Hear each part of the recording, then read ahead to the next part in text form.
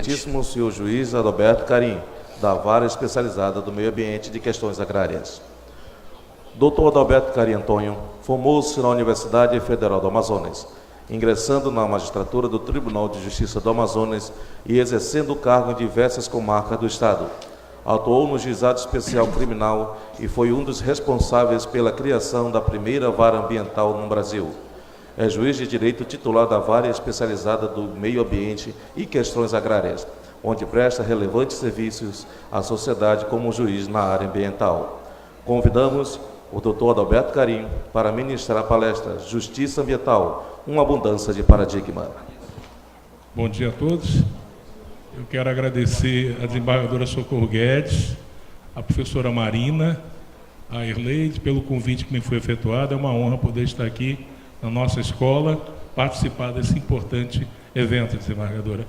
E o tema que me foi proposto, ele é um tema extremamente relevante, porque apenas algumas semanas atrás, o presidente da Associação dos Magistrados do Brasil esteve diante de um tribunal na China, Superior Tribunal Chinês, e lhe foi indagado o que é que nós estávamos efetivamente fazendo para a proteção do nosso ambiente. Ali estavam não só os magistrados chineses, como juízes que falam também língua portuguesa de outros países.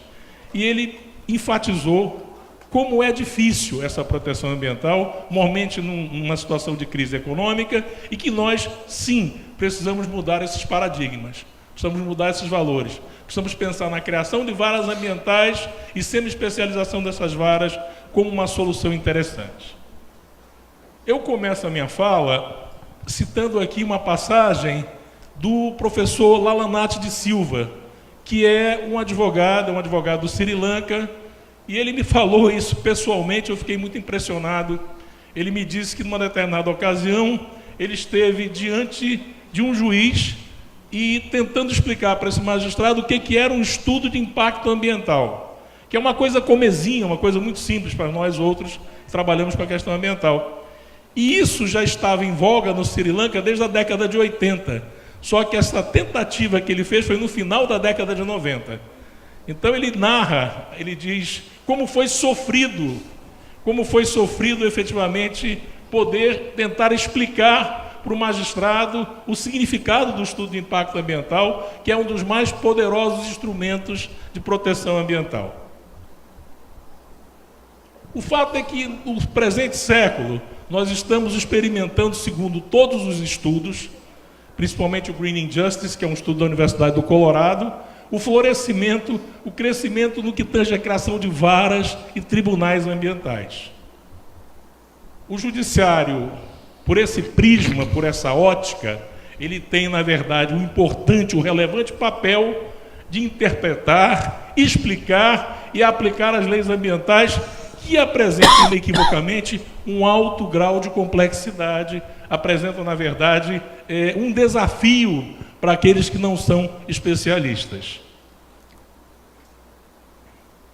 Eu trouxe, portanto, alguns argumentos. Qual o arrimo? Qual o supedâneo? Quais os argumentos para a criação, para a materialização de uma vara especializada em meio ambiente? Primeiro, a expertise. Não é? A razão mais apresentada, mais comum para a criação de uma vara especializada, principalmente na realidade amazônica que nós vivenciamos, é a necessidade de tomadores de decisão com conhecimento especializado em legislação ambiental, no plano local e internacional. E aí a gente enfatiza o aspecto internacional, porque boa parte da legislação ambiental, como o Virgílio sabe bem, ela é inspirada em outros países. A própria Lei 9.605, a Lei de Crimes Ambientais, é inspirada no Código, na legislação francesa, 94.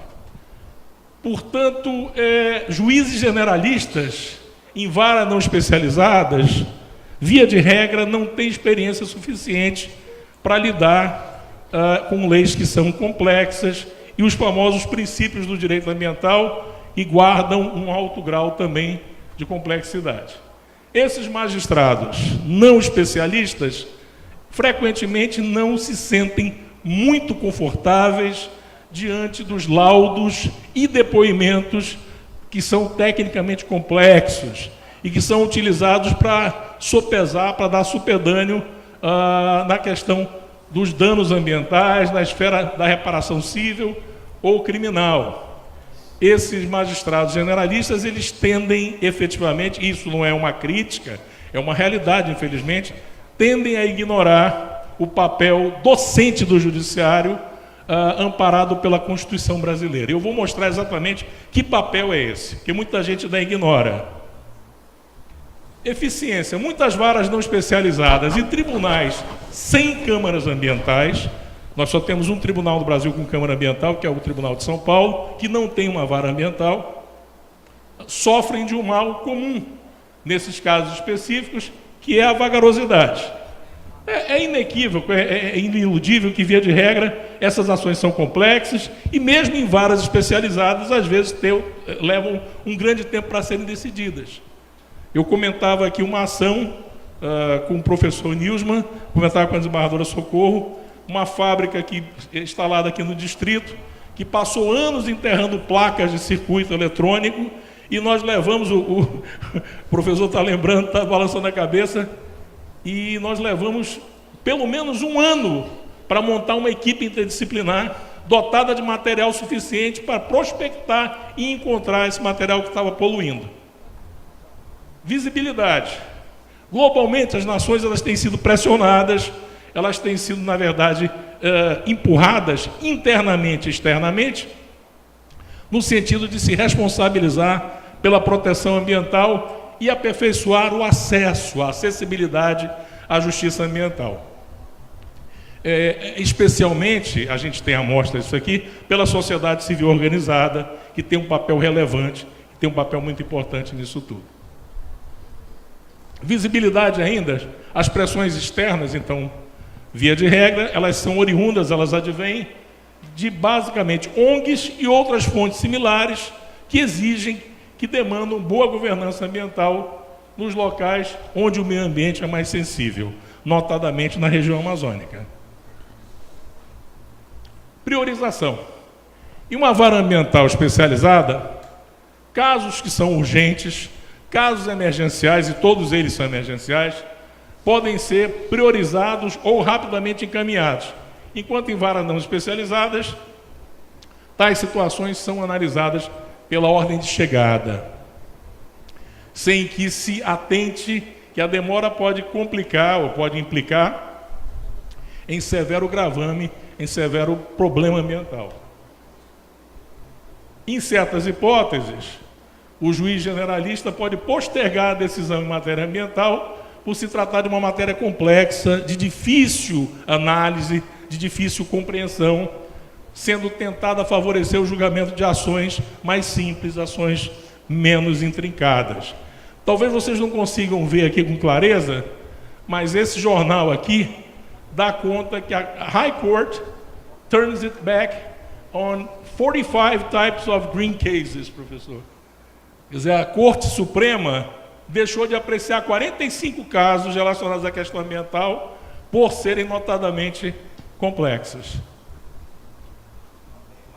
Criatividade. Muitas das varas especializadas e tribunais que adotaram essa especialização têm adotado regras mais flexíveis no que pertine ao procedimento realizado de maneira menos intimidativa, na ouvida de testemunhas, na coleta de material probatório, abarcando elementos de uma forma, vamos dizer assim, menos prolixa, menos complexa, favorecendo, na verdade, a prestação jurisdicional. A adoção de elementos descomplicadores aos moldes do Diploma Legal 9.605, combinado com a Lei 9.099, que é a Lei dos Juizados Especiais, permitem o que a gente chama de simplificação da rotina do ajuizamento e decisão desses gravames, desses cases ecológicos. Responsabilidade governamental é uma outra importante razão para a criação de uma vara ambiental para a sua especialização. Não é novidade para ninguém que essa crise econômica que nos abate, que nos afeta, ela tem ela tem incidido, na verdade, em outros campos, e muitas vezes as pessoas esquecem que ecologia e economia são oriundas da mesma raiz latina. E isso tem implicado, infelizmente, na diminuição, no enfraquecimento, na vulnerabilização da proteção ambiental feita através de órgãos que deveriam ter esse suporte e, infelizmente, não tem, por vezes, esse incentivo. Então, há um forte motivo para a criação de uma vara ambiental é proporcionar consistência ao trabalho realizado por órgãos ambientais, administrativos, em especial do SISNAMA, do Sistema Nacional do Meio Ambiente, que, por vezes, não conseguem ser tão efetivos na aplicação da norma e resolução de conflitos, até pela falta de estrutura. A especialização do judiciário, indiretamente, faz com que tais organismos possam atuar de maneira mais responsável, transparente, sabedores, cientes de que existe um poder judiciário para dar anteparo, para responsabilizar e punir aqueles que não atuam de maneira adequada. Confiança da sociedade, não é? Tópicos como expertise e priorização auxiliam na manutenção do conceito de confiança da sociedade no processo de resolução eficiente dos conflitos ambientais. Geralmente, a população tem mais confiança num processo transparente, diáfano, visível e que tenha fácil acesso, seja facilmente explanado. Temos uma lógica jurídica que é insofismável, que nos permite entender qual é a necessidade de que essas varas sejam mais comuns, e que a gente possa ter, infelizmente, aqui no nosso estado, só temos uma vara especializada e já não tem mais competência concorrente com as comarcas do interior, já de longa data. Eu acredito, conversava isso com o desembargador Elci há poucos minutos atrás, nós temos necessidade, né, Virgílio, de especializar varas aí no interior. O Humaitá, desembargadora, Lábrea, são hotspots, né?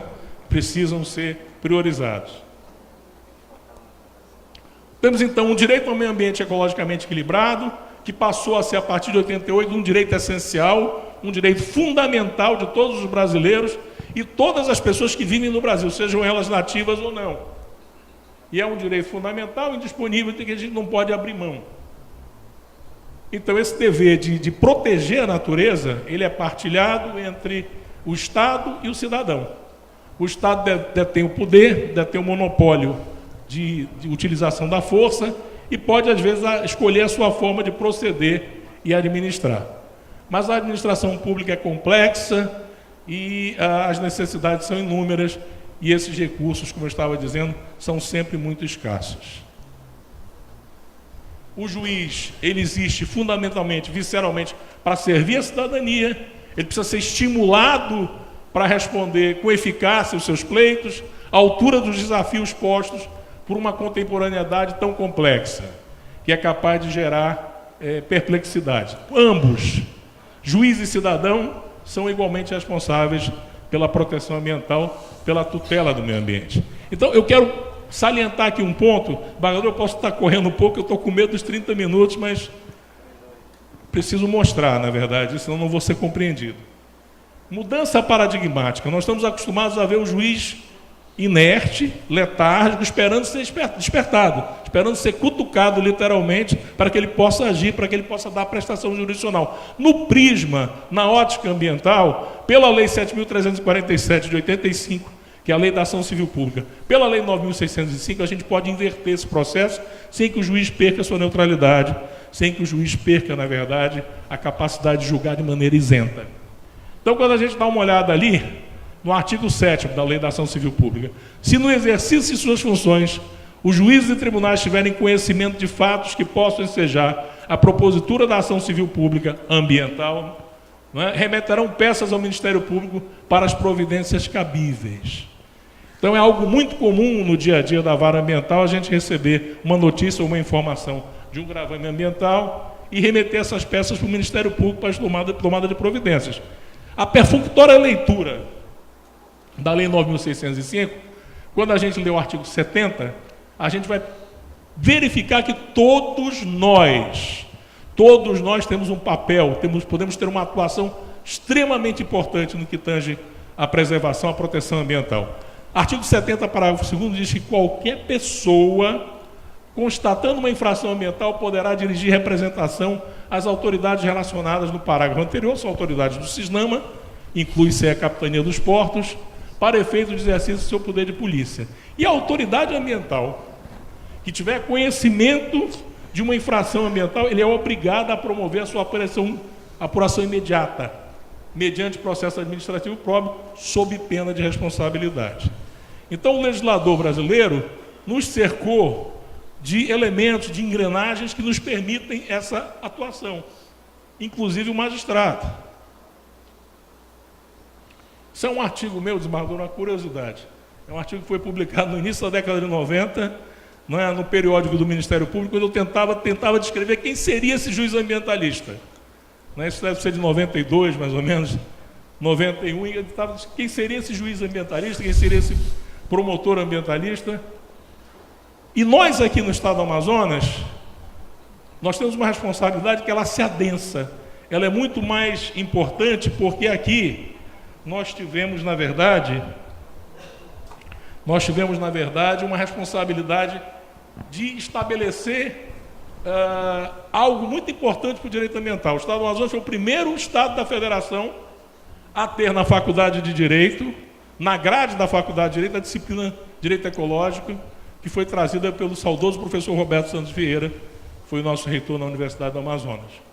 Também aqui foi feito o primeiro curso de especialização em Direito Ambiental na Federação em 1990. Aqui também tivemos a criação da primeira vara especializada em 97. Primeiro mestrado em Direito Ambiental pela Universidade Estadual do Amazonas, também da década passada.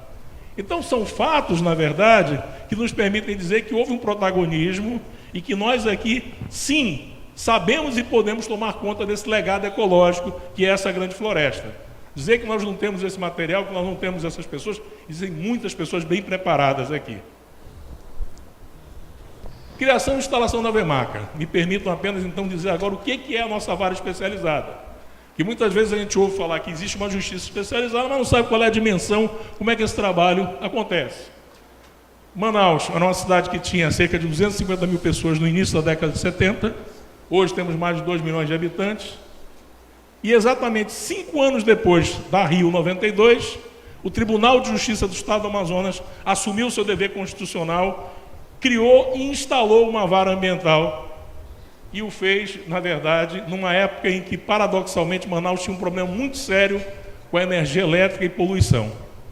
Foi no meio desse caos, na verdade, que o tribunal veio a público e disse, não, vamos especializar uma vara, uma unidade jurisdicional e vamos colocar promotores e juízes que possam ter ou dar essa resposta. A vara do meio ambiente ela foi criada, ela foi instalada pela resolução número 5, e ela foi criada pela nossa lei complementar número 17 e depois recebeu algumas adaptações da lei complementar número 48. A vara do meio ambiente é uma vara híbrida, ela atua no plano civil, no plano criminal, no plano administrativo. E nós também nos responsabilizamos pelo cumprimento das medidas alternativas que são ali aplicadas.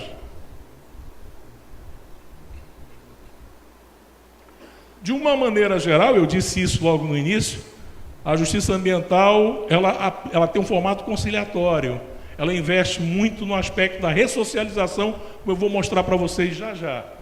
Eu disse que ela pode ser algo que deixe de lado alguns rituais, uma liturgia mais complexa e traga o infrator para que ele possa entender o que ele fez de errado. Então, essa imposição do poder público de proteger o meio ambiente para as presentes e futuras gerações é uma tarefa da qual o judiciário não pode se afastar. Isso é inegável. E o juiz, ele é destinatário desse preceito, mas se a gente der uma olhada no artigo 225 da Carta Magna, a gente vai ver que não é só a proteção formal do meio ambiente. O juiz ele também tem a obrigação de promover a conscientização ambiental. E o faz aplicando sentenças que são ambientalmente corretas e estimulando que essa educação ambiental ocorra entre os seus jurisdicionados. O desembargador Zé Renato Nanini, ele foi presidente do Tribunal de Justiça de São Paulo, e ele costuma dizer que o juiz ele é um docente. Lecione convencionalmente ou não, ele é um docente. O julgamento contém subsidiariamente a solução de controvérsias, o ensinamento, mas também, mediante adequada decisão da lei ambiental, estará o juiz a promover educação ecológica, conscientizar o público no sentido da preservação ambiental. Isso são algumas fotografias do meu arquivo pessoal, quando a vara do meio ambiente foi anunciada, na administração do desembargador Manuel Neusimar Pinheiro. Esse foi o primeiro cidadão que recebeu uma pena alternativa, chama-se Filadelfo, e ele está, na verdade, literalmente emparedado no verde. Enquanto nós estamos aqui fora tremendo de medo da criminalidade, lá estava ele no bote da ciência do INPA, não é? Aprendendo a ser um eco-cidadão. Nós ficamos muito felizes quando percebemos que a sociedade, ou a mídia, começou a enxergar essas medidas como medidas importantes. Crimes ambientais sem penas alternativas na Amazônia. A Amazonas é pioneiro na criação de uma justiça especializada na ecologia. Pena alternativa ajuda projetos. Então, essas medidas e essas penas aplicadas, elas tiveram uma resposta, uma responsividade muito imediata. Isso, apesar de existir gente que ainda não compreende até hoje, infelizmente, esse lado da justiça ambiental. Essa foi uma empresa de ônibus que fazia muito barulho, eu me lembro disso, e elas colocaram esses bus doors em todos os ônibus. Perturbar o sossego público é, na verdade, algo que é reprovável, né? É uma infração ambiental que pode trazer danos à saúde humana. Outra empresa que foi punida, e nós entendemos que não podemos viver num estado de direito ambiental sem que o cidadão, sem que o jurisdicionado entenda qual é a legislação que dá amparo. Se eu falar o artigo 171, todo mundo sabe que é uma coisa pejorativa, uma coisa ruim. Mas se eu falar no artigo 65 da Lei de Crimes Ambientais, ou falar, na verdade, no artigo 225, muita gente não sabe. Então, aplicamos essa medida nessa empresa de ônibus, 500 ônibus no seu interior, com vários cartazes alusivos à Lei 9.605, para que os usuários do coletivo pudessem entrar e ali saber o conteúdo da lei. Isso é um cumprimento de uma sentença, criadores de pássaro que não atentavam para a legislação ambiental. Isso aqui, na verdade, é a inauguração dos postos de entrega voluntária, ali o desembargador Osana, o nosso ex-prefeito, Justiça Estadual se rende ao verde. Algumas tarefas da vara ambiental, lamentavelmente, têm que ser muito agressivas, têm que ser muito... infelizmente, a gente tem que usar de muito rigor, normalmente com a questão das invasões, que são uma das responsáveis por Manaus ter um clima tão abrasador. Isso nós falávamos há poucos dias atrás. Outra situação foi a retirada de 47 flutuantes do São Raimundo e Educandos, que nós fizemos, porque Manaus ameaçava a desembargadora Socorro voltar à cidade flutuante. E nós estamos com o mesmo problema atualmente. Nós temos que ter essa compreensão, o tribunal tem que nos dar esse amparo para que a gente possa liberar a frente da cidade de novo. Crime ambiental, viração comunitária. A cobertura da Marechal foi tirada pela vara do meio ambiente. Muita gente poderá me criticar, mas aquilo ali, se vocês me perdoem, nunca foi rua 24 horas, ao contrário. Quando arrancamos essa cobertura, mais de 500 metros de gato elétrico foram encontrados. E um prédio pegou fogo uma semana depois. Não fosse essa cobertura ser tirada, o quarteirão seria varrido. Bom, isso aí foi contestado. Eu estava dando uma aula no dia que isso foi feito. Muita gente frequentava o restaurante, mas o restaurante ocupava uma área que pertencia aos moradores daquela região. Ela agora pode ser desfrutada com caminhadas, etc. A vara do meio ambiente foi a primeira a determinar que o município e o Estado procedessem à reciclagem de PETs. Isso não está, na verdade, a contento, a gente tem que conversar para que essa sentença possa ser efetivamente ainda uma realidade. Pouco foi feito de lá para cá, na verdade.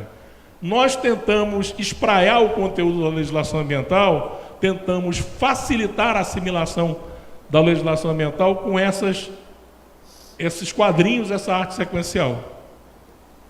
Cada lei que trata da questão ambiental foi tratada num quadrinho desse separadamente. Alguns de vocês vão receber esse material. Essa, por exemplo, é a Lei 9.985, a Lei das Unidades de Conservação. A questão histórica, a questão urbanística, a lei da Política Nacional do Meio Ambiente, a questão das mudanças climáticas, tudo isso abordado de uma maneira que facilite a assimilação da lei e até estimule os leitores a participar disto.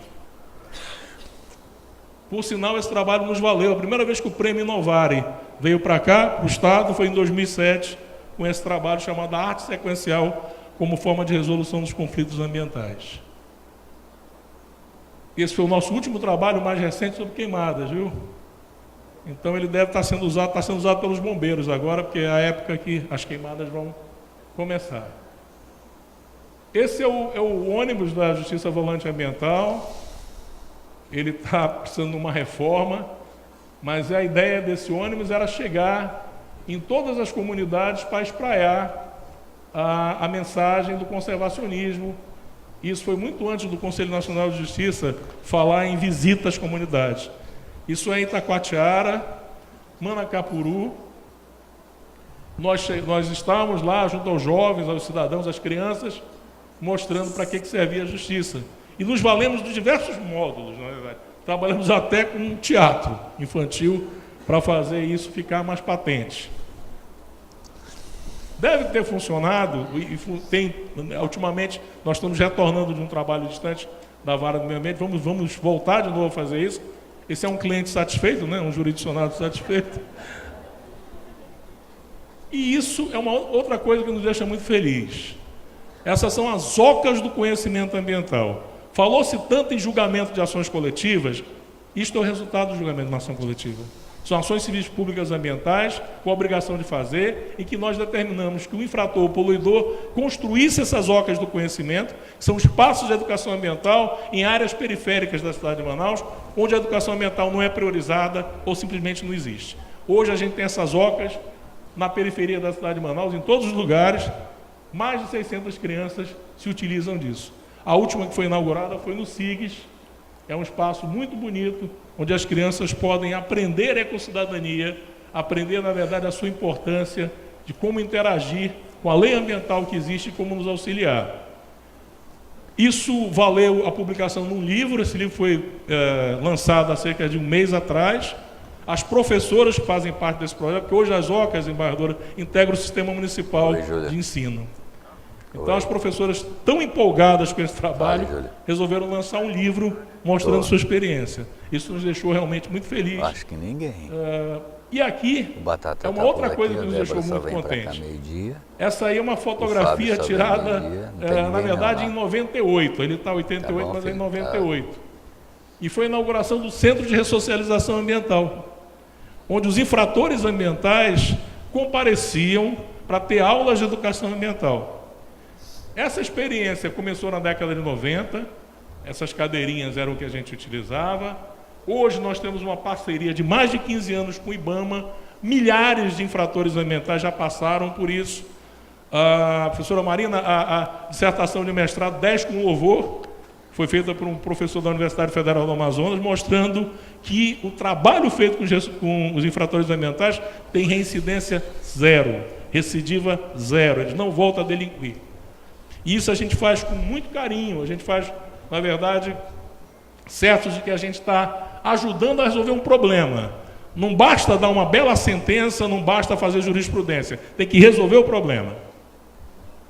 Isso aí são turmas, ainda lá no IBAMA, Tereza Raquel, uma funcionária nossa, entregando um diploma. Ao final do curso eles recebem um certificado, eles valorizam muito isso. Isso é uma engenheira civil que cometeu um delito ambiental aprendendo a plantar. Isso é um diploma ainda da década 90, a gente mostra porque eles recebem isso aí.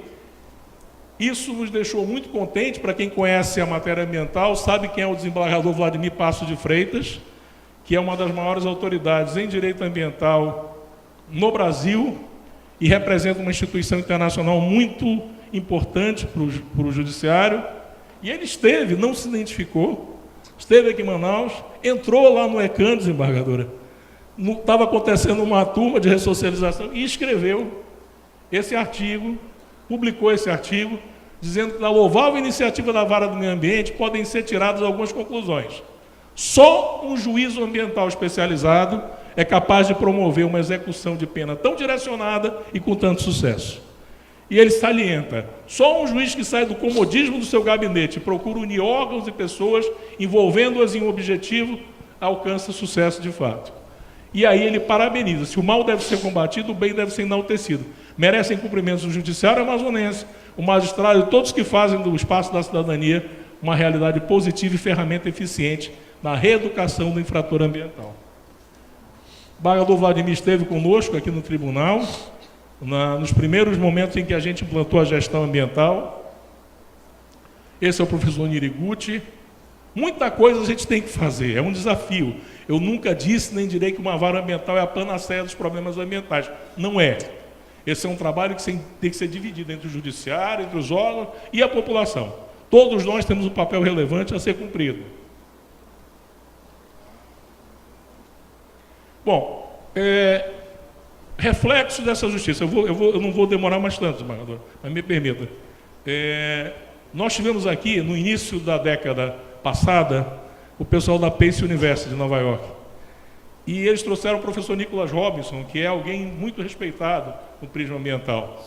E ele fez essa declaração que nos deixou muito contentes. Ele acabou por dizer que o estabelecimento de uma vara ambiental em Manaus é uma tremenda iniciativa que faz do Brasil um líder nessa área ambiental.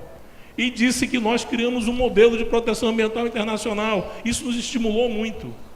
Quando vem um estímulo desse, um elogio vindo de alguém de fora que não tem porquê.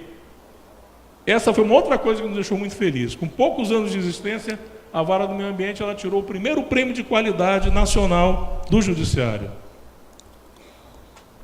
Esse talvez seja uma pessoa contestável do ponto de vista agora, mas na época foi ele que nos entregou o prêmio Novare e estava lá o desembargador João Simões para receber conosco esse prêmio. Esse é o Prêmio Internacional Chico Mendes. E isso, na verdade, foi o que mais nos deixou estimulados. No ano de 2010, 2011, pesquisadores da Universidade do Colorado andaram o mundo inteiro, da Oceania até as Américas, e publicaram este estudo, que é um estudo comparativo de varas e tribunais ambientais no mundo inteiro. Vocês podem baixar isso pela internet, chama Greening Justice. E ele, meticulosamente, de maneira minuciosa, analisa cada aspecto de varas e tribunais que muda, Virgílio, de um país para outro, né? Não tem uma coisa ainda muito harmônica. E, para nossa surpresa, a Vara do Meio Ambiente do Estado do Amazonas foi a revelação do estudo. Ele declara isso aí. Tanto que o estudo dedica várias páginas à Vara do Meio Ambiente. Isso, para a gente, foi um incentivo, foi um empurrão muito bom. Isso acabou atraindo a atenção de países da Ásia, como a Indonésia, como as Filipinas, que queriam adotar sistemas de varas ambientais que não fossem custosos, não fossem dispendiosos e pudessem ter uma resposta pronta. A gente acabou levando essa experiência para a Ásia. A América do Sul, países como a Bolívia adotaram um sistema como o nosso. Essa fotografia, ela mostra a instalação dos postos de entrega voluntário. Os nossos foram os primeiros do Brasil que trabalharam com a resolução de dois problemas. O respeito que a gente tem que dar ao catador, que é uma figura importantíssima na nossa sociedade, e facilitar a entrega do material reciclado que nós mesmos temos o dever de fazer nas nossas residências. Então, nós instalamos várias... Doutor Eisenhower está aí? Não é? Temos um trabalho com a municipalidade e a gente pretende aumentar, desembargadora, novamente isso. Infelizmente, durante um tempo, parou, não é? Mas tem que ser bem entendido que esse é o nosso futuro. Não existe outra alternativa. Me falava de um filme que eu postei no nosso grupo, em que o homem termina coberto por lixo. Mas é literalmente o que vai acontecer se a gente não tiver cuidado. Esse é o espaço da cidadania. Esse espaço da cidadania muita gente não entendeu, mas ele também é fruto de um julgamento de uma ação civil pública. E a ideia é que um grande centro comercial criasse um espaço onde os órgãos ambientais do Sistema Nacional do Meio Ambiente, Delegacia do Meio Ambiente, IPAAM, SEMAS, pudessem mostrar o seu trabalho. E hoje esse espaço funciona muito bem não é, num grande shopping. Ele tem, todos os anos, ele reúne para oficinas, a Semana do Índio é feita lá. Essa Joana Ticuna, desembargadora, a primeira vez que ela deu um show foi lá conosco. Ela esteve presente na posse do desembargador Ido, né? Uma voz muito bonita, muito potente. E esse ECAM, esse Espaço da Cidadania Ambiental, ele deu tão certo que a gente criou um outro lá no São José. E esse lá do São José, ele tem a quantidade de oficinas que oferecem, na verdade, o trabalho de reaproveitamento para as donas de casa, é uma coisa... A gente fica impressionado. A oficina de guirlandas, eu acho que a senhora mesmo colocou uma guirlanda lá no seu gabinete, né? Da última vez que esteve. E isso é uma coisa que nos incentiva muito. Aí fotos da inauguração, aí as senhoras trabalhando, aprendendo, na verdade, como é que se confecciona esses artigos. Essa é uma foto tirada do projeto Sementes da Vida. Eu acho que o doutor Akira está aqui, ali atrás sentado, da Soka Gakkai, que é um instituto de origem nipônica, que se consorciou com o tribunal para fazer esse trabalho. Para cada criança nascida na cidade de Manaus, a nossa ARPEM, aqui tão bem representada, uma árvore será plantada e uma certidão de plantio de uma árvore será concedida. Ali o nosso desembargador Turi, sorrindo, com o nascimento da primeira criança que recebeu a sua árvore, é a Antonella. E o pai tão feliz. Esse aqui é depois de alguns... Quanto tempo, doutora? Mais ou menos 2 meses depois? 3 meses depois?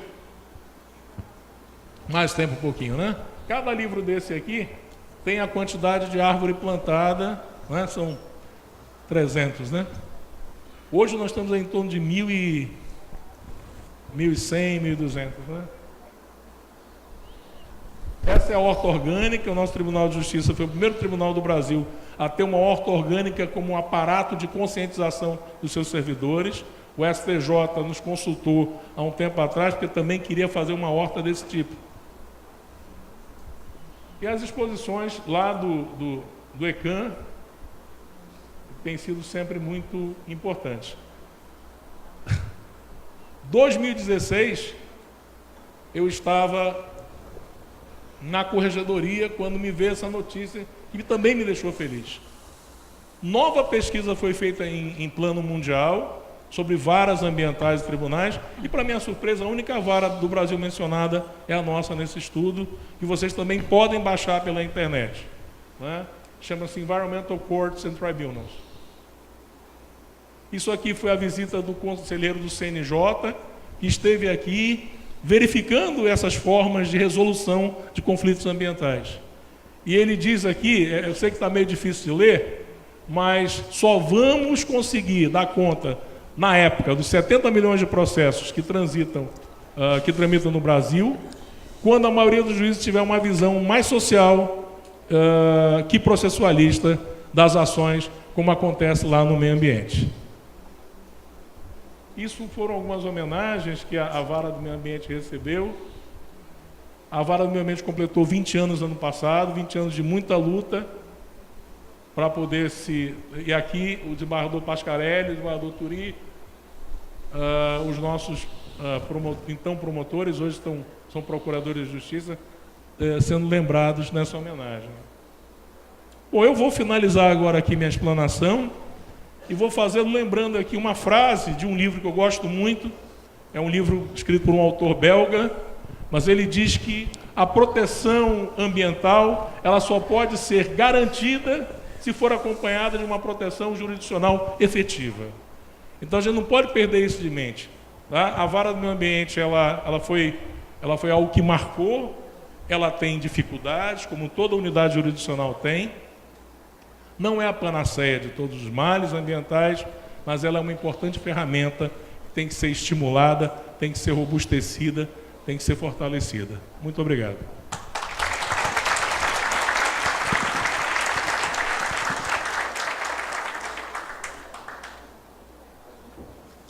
Alguma pergunta?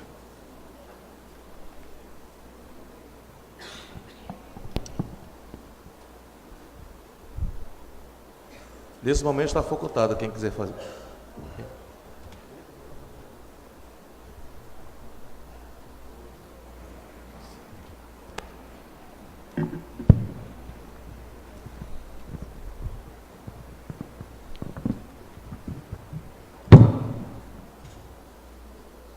Por favor, diga seu nome e a instituição que você representa.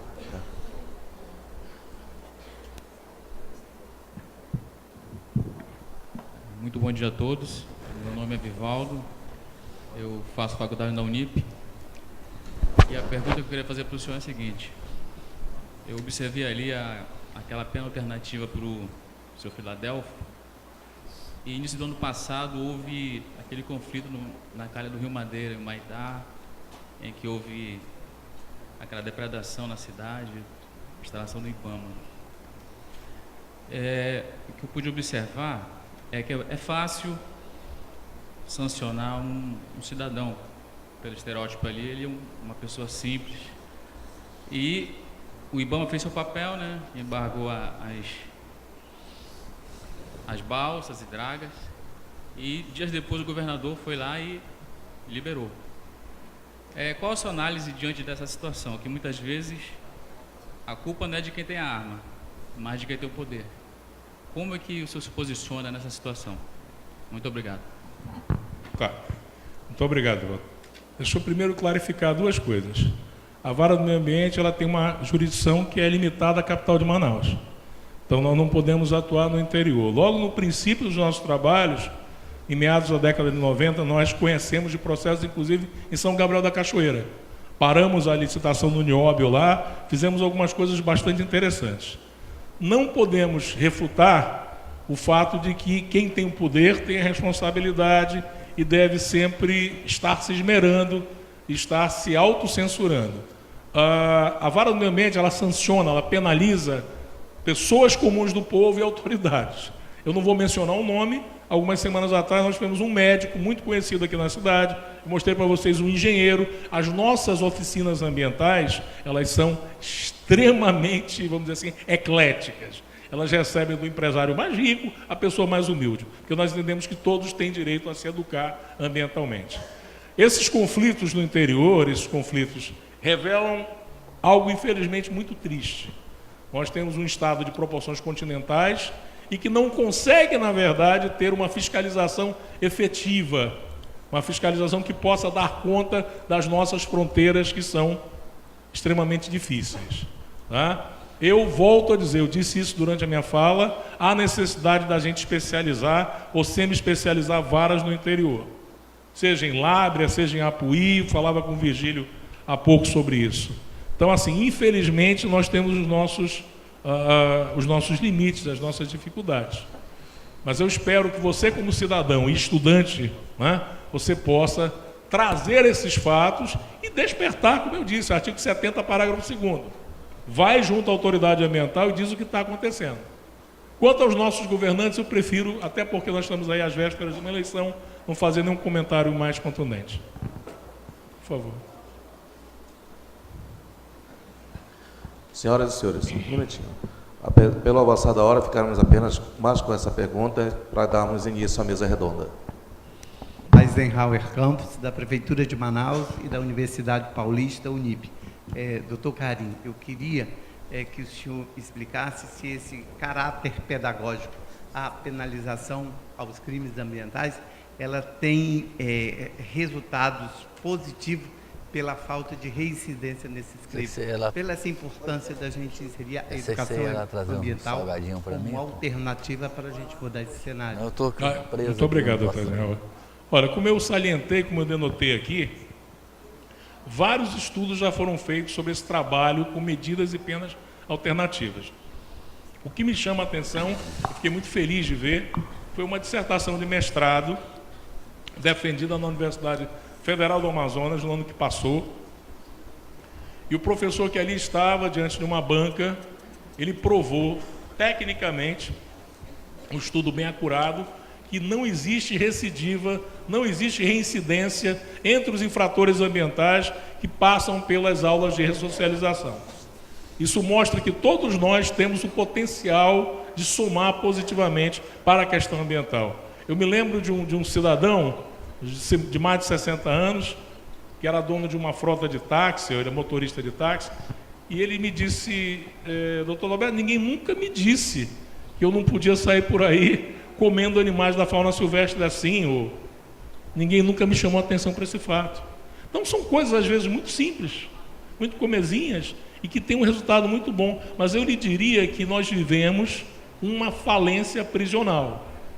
Então, se nós enchermos as nossas prisões, as nossas unidades prisionais, de infratores ecológicos que têm um perfil diferenciado, o infrator ambiental ele tem um perfil diferenciado, ele pode ser um empresário que julga que está prestando um serviço à comunidade, que está gerando emprego, e pode ser uma dona de casa que liga o seu som numa altura insuportável no final de semana, porque está querendo, entre aspas, relaxar.